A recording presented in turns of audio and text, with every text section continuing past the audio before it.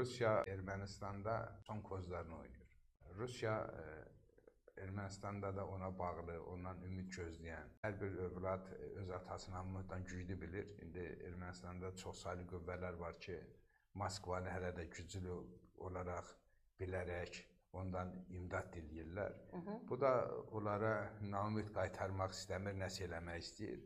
Amma nəticədə özü də bilir ki, Ermənistanda artıq seçkilərə təsir etməyə imkanı yoxdur. Bəli. Rusiya terrorla seçkilərə və ictimai-siyasi mühitə təsir edə bilər. Adam öldürməklə, müxtəlif ixtişaşlar yaratmaqla bunu edə bilər. Amma bu da bugün mümkünsüzdür. Belə bir durumda Rusiya təbii ki, gerçəkləri görür. Amma eyni zamanda Rusiyada bir çox saylı qüvvələr həm də Yerevanda olan erməni soylu dostlarına mesaj verir ki, yenə də biz sizinlənik. Sona dək sizlə bir yerdə olacaq. Amma hər ikisi tənəzzül ağrıyır, onu da dərk edirlər. Müharibədən sonra məğlub Paşinyan, məğlub Ermənistan, məğlub Paşinyana səs verməməli. Əgər o dövr seçkilərdə məğlub Ermənistan, məğlub Paşinyana səs verdirsə, artıq Ermənistan üçün böyük imkanlar vəd edən, bugünkü Paşinyan siyasətinin qarşısında erməni xalqı yenə Paşinyana səs verəcək. Bu artıq rəy sorğularında da özünü göstərir. Paşinyan bu seçkilərin qalibidir, çünki Paşinyan Ermənistanın mövcud xəritəsi uğrunda mübarizə aparır. Xəyala Ermənistan uğrunda mücadilədən imtina edir. Hər yerdə Ermənistanın mövcud xəritəsini gəzdirir və bu mənə yetər deyir. Bu ermənilərə yetər anlayışından bir mücadilə içərisindədir.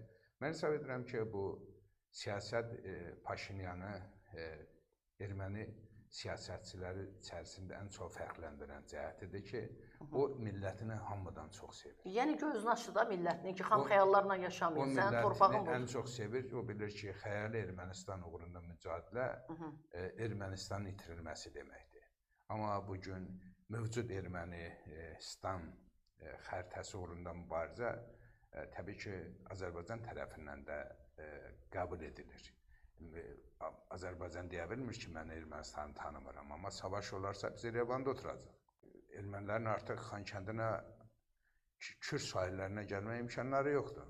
Amma bir savaş olarsa Azərbaycan Yerevandadır.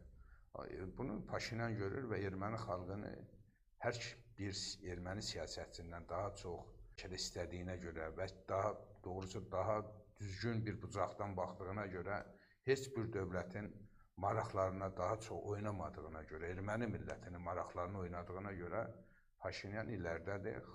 Xalq da artıq bu kavqalardan, gürültüdən, ölümlərdən, savaşlardan bezib rahat yaşamaq istəyir. Və eyni zamanda mövcud Ermənistanda yaşayan ermənilərin də gələn qəbul edək ki, böyük əksəriyyəti Osmanlı təbəəsində yaşayan ermənilərdir.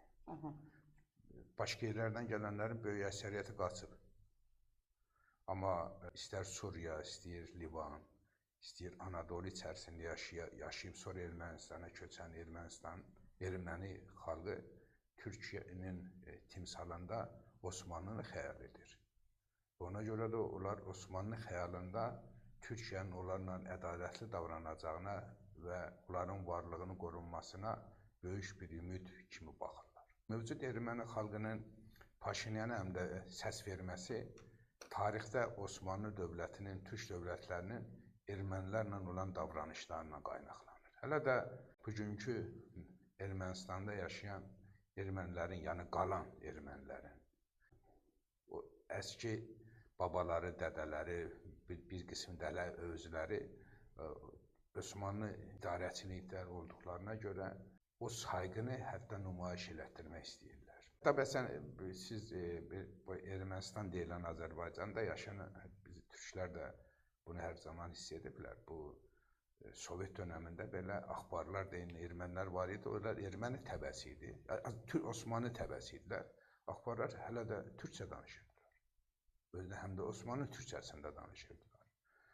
Və bundan da qürur duyurdular. Bugün Ermənistanda yaşayan ermənilərin %90-ı türkçəni bilir. Erməni xalqı... Amma onlarda həmişə bir Türkiyə xofu olmayıb mı?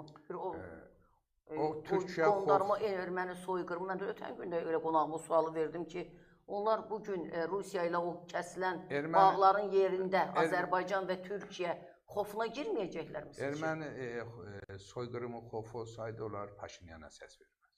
Erməni xofu yaradan qüvvələr də az deyil və eyni zamanda o cəryanın iştirakçıları da az deyil. Amma böyük mənada xalq fərqli düşünür.